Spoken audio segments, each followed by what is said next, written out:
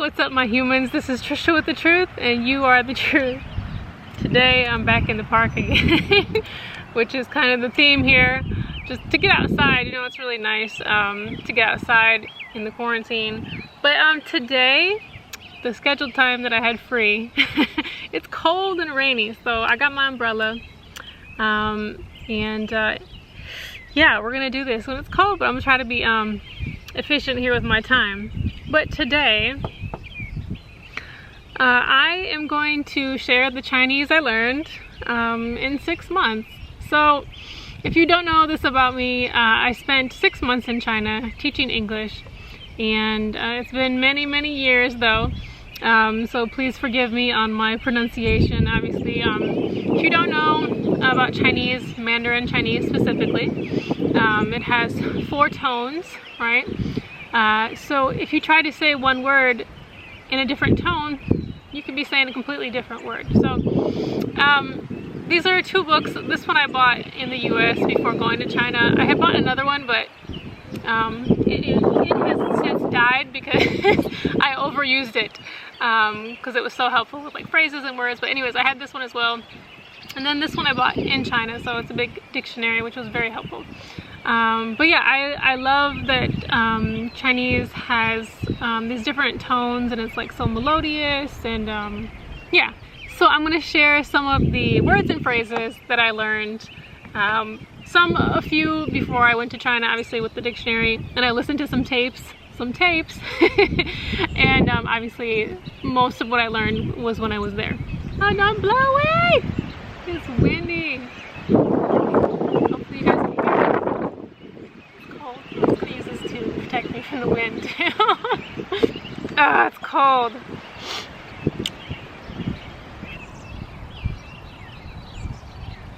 So if you don't know as well, there are 2 kinds of Chinese. There's Cantonese and there's Mandarin. Mandarin is spoken in you know, most of the mainland of China. That's where it's popular. Cantonese is spoken in like Hong Kong and the surrounding provinces of China down there. So yeah, so in Chinese, in Mandarin, the 4 tones that I know of is, so you start at the top, it's like a higher pitched, like 1 tone. So with a word, it would be like ma, and then the second tone is it's almost like a question, ma. So, ma. So ma. The third tone is ma. So it goes down and then up higher. So ma, and then the last tone is ma. It's like just going down and very like final, right? Ma. So the way that you say those 4 different sounds, saying ma, are actually 4 different words. So yeah, it's very interesting. Definitely different in English, but in English we do have tones, obviously, when we talk, and we can mean different things when we talk. Obviously, like that ah sound, right? We can say, like, if we're having a question or something, like right? Like you have a question or you're questioning something. So anyway, see, these are some of the words and phrases I learned. Can you guys hear me with all this wind? Hopefully. This is my video for the week. It's just gonna happen because this is the time that I have, y'all. I'm freezing. No joke.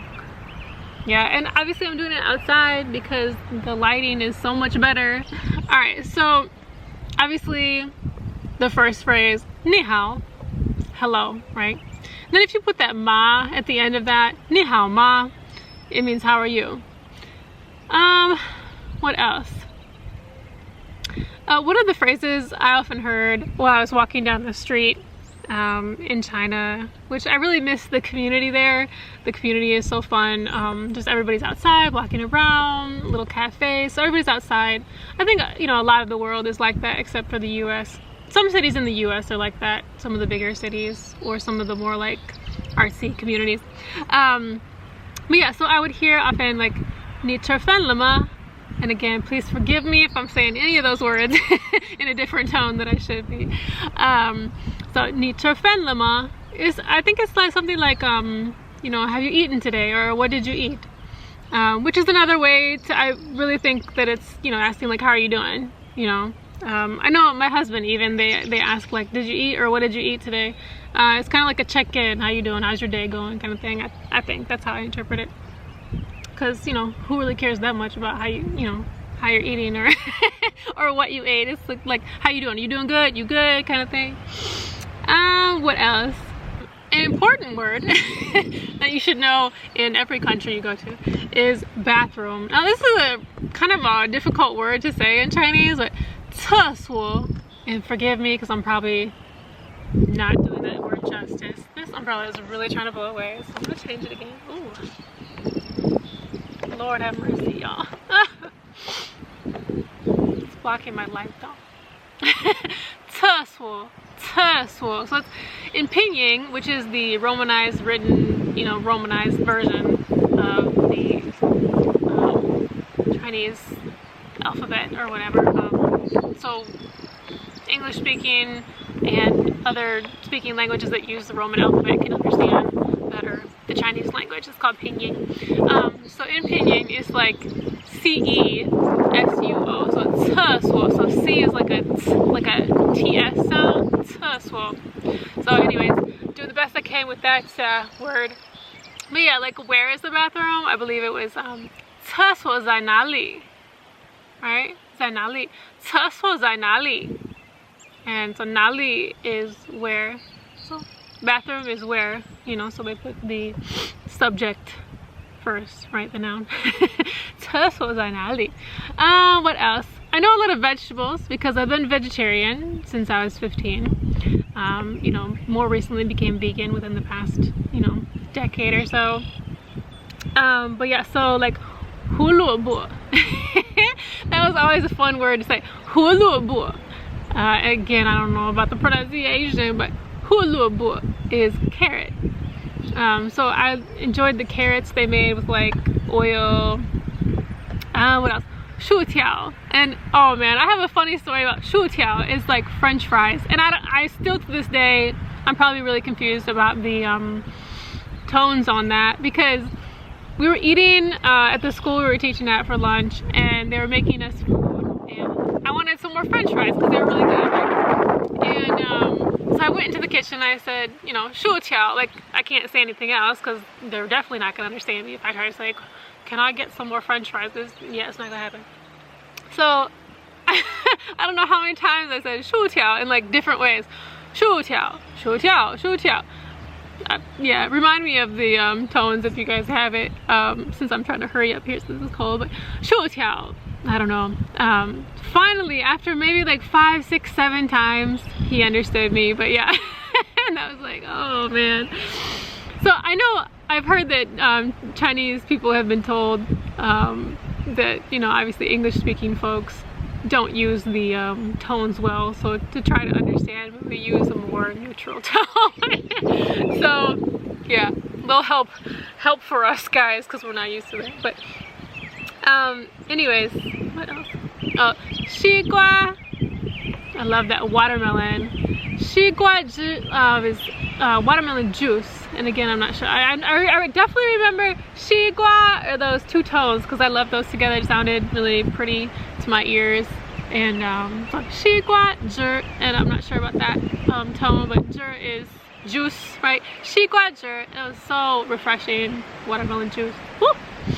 Oh, something interesting to know is that in China, even if you ask for something vegetarian, they often put like little pieces of meat into the food, which, you know, I had to be very clear sometimes. And some people understood at restaurants that, like, you know, if you're like Buddhist, then they'll put no meat. So so yeah, it's like they couldn't believe that you want no meat whatsoever. So that was an interesting cultural difference for sure, or just language difference really.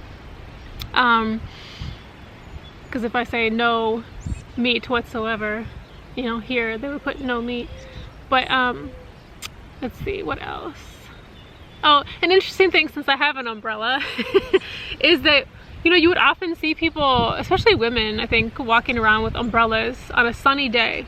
And it was to like protect their skin from the sun. And in China, they do like light skin, especially since I have light skin. They came up to me a lot and said that they liked my skin. Or, you know, they thought my skin was very nice according to their culture.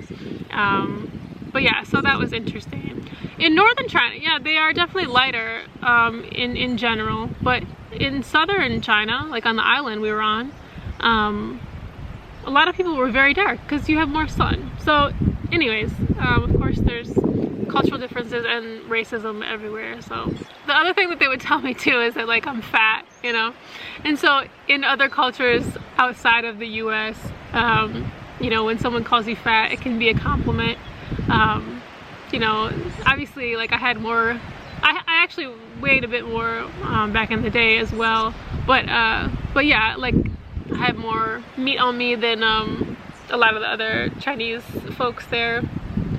My butt is wet from the rain on the picnic table. Okay. What else? I really hope you guys can hear me in this wind.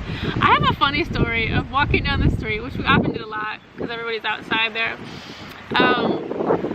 Often like you would hear, you know, I love you, or lao ai, which means foreigner, or like I want to learn English from you, or like, yeah, definitely I love you, because that was something people really knew or heard a lot, like on movies, which is wo ai ni in Chinese.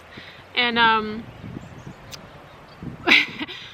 I was hearing you, me, and I cannot say the tones probably, and like the Y, and it's Y-U, corn, it's corn, Y-U-M-I. But in my English speaking ear, I'm hearing you, me, I love you, you, me, I love you, you know, on different sides of the street.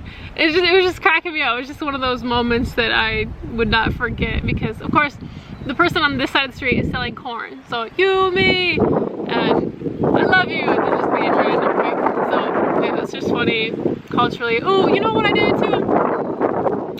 I wrote every day while I was in China, at least for the first 3 months, I think. So at some point I'll have to find that. I will find, however, some photos of our trip. I went with my best friend Jessica. We taught English together, and we were 3 months on an island south of the mainland called Hainan in Wenchang.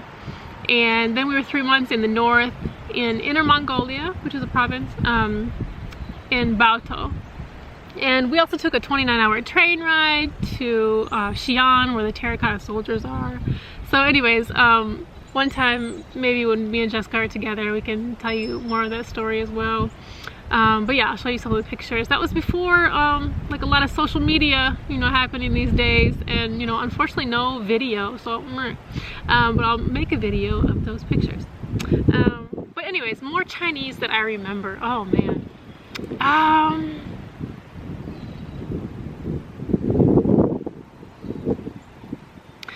Dianhua, telephone, just randomly I remember these things. Xiao Jingling. There were these Americans that we ran into at one of the schools we taught at, and they came for like maybe a few weeks or something, and we actually took the train to Xi'an with them. And me and this one guy, we kept cracking jokes, and like we would say random things, because of course to Chinese speaking folks, they can't understand us necessarily, and so if we just say one Chinese word out loud, it could be funny or whatever. So I don't remember what he called me, but I looked up in this dictionary and I called him a Xiao Jingling. I don't know the tones, but it means elf. So imagine, you know, a foreigner here in the United States, and they don't speak any English, but all of a sudden they say elf. Xiao Jingling. It's just funny. Other random Chinese words. What? So as I've been learning some Swahili these past many years, actually I've been knowing some Swahili since 10 years ago, actually I started learning some. So having Swahili in my mind after the Chinese, usually my go-to, my first response to try to think of another word in any language is Swahili. So to try to think back to the language that I was learning previously before that, it's a little difficult. Oh my god, I'm frozen. What else? So like, you know, when you're first meeting someone and you're saying the greetings, 你好,你好吗? You know, you could say, 我的名字 Tricia. So that means my name is Tricia. 我的名字 Tricia. 名字 is name. And a lot of things I would say in the beginning, like, you know, they want to know where you're from. So you say, 我是美国人. So I sure am 美国人 is American, right? And then Chinese is 中国人, Chinese people, right? So ren it's a hard one to say, is people, right? So 美国人, 中国人, 中国话, 冰红茶. Now, Jessica, if you're watching this, I know I would drive her nuts sometimes saying things, because, you know, I've always been fascinated with languages and sounds, and so 中国话 is China, right? Hua, isn't it? No, 中国话 is the language. Now, 中国话 is the language, right? Like Chinese language. So I would say that a lot, like 中国话. I just loved how it sounded, right? It was very strong, it was very powerful. There was something else that I would always say too, just because it sounded like very powerful too. Bing Hong Cha. Oh, and because of those commercials, man. You know, when we were like bored and had nothing to do and turned on the TV there, obviously it was all in Chinese, and there was this commercial, Bing Hong Cha. You know, I can't forget those tones in my head because it was so like just animated. Bing Hong Cha. And it means, if you don't know, Bing is like cold, and then Cha is tea. Not sure what Hong is, some kind of tea. Obviously, I don't know if it's black or green, but yeah. It was very tasty though. Bing Hong Cha. And then, oh, Nai Cha. Oh, I'm remembering all the like tasty things there. Nai Cha is milk tea. It was so good. It was like this condensed milk at the bottom and then the black tea at the top, and you would stir it. Oh, so good. It is so windy right now, guys. So I think that's enough of stories from China for now.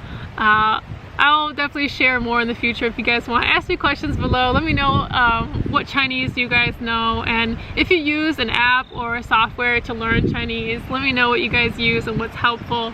Anyways, I'm going to show you guys the river that I literally made my last video next to, and it's so flooded right now because of all the cold and rain. Obviously the rain, but it's really cold, therefore it rains. Does that make sense? Let me show you guys.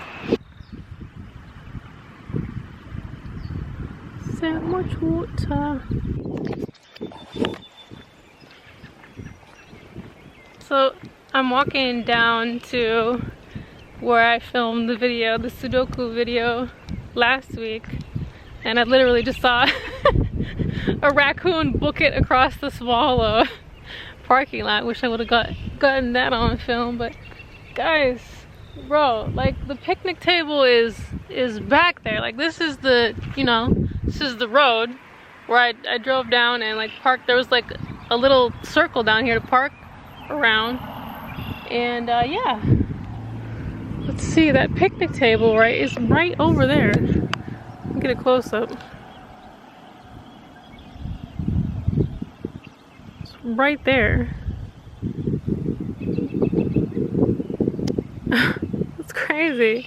Like that's the tree that was like in my way with the sun, like blocking the sun sometimes. Like what the heck, all this water up till here, you know, like that's a lot, man. Well, anyways, that's my video for this week. Let me know if you guys want to know more about when I was in China and what I did. I do have a journal, well, the other journal I mentioned, which I was just writing every day. I think for the first 3 months, every day. Like I committed myself to doing that. But then I kept a small journal as well of like all the words that I was learning, so I could keep practicing, you know, because it's just something fun I could do in a new country, you know. It's just a great adventure. I love doing that. I really wish we could travel right now, because I do love to travel. But yeah, hope you guys are doing well and staying safe out there. And please subscribe if you haven't already. You can check out some other videos over there. But I love you, my humans. Bring people together and keep it truthful.